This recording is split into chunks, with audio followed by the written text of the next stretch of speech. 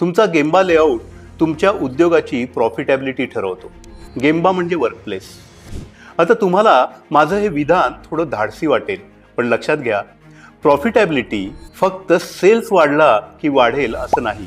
Turnover वाढतोय sir, पण खाली काही उरत नाही असं सांगणारे देखील खूप भेटले आहेत मला. प्रॉफिटॅबिलिटी तेव्हाच वाढते जेव्हा त्याच जागेत, त्याच मनुष्यबळात, तेवढ्याच मशीनमध्ये आणि तेवढ्याच वेळेत जास्तीत जास्त आउटपुट मिळतो.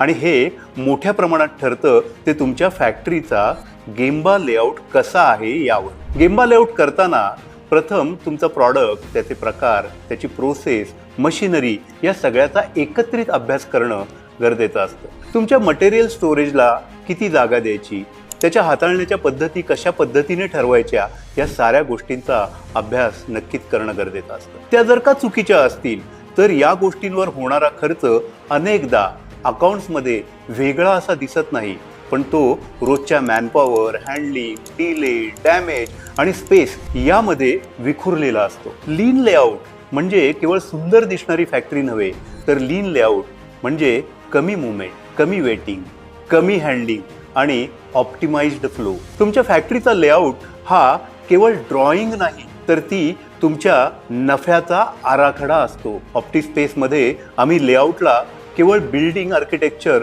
म्हणून नाही, तर प्रॉफिटॅबिलिटीचे इम्प्रूव्हमेंट टूल म्हणून पाहतो.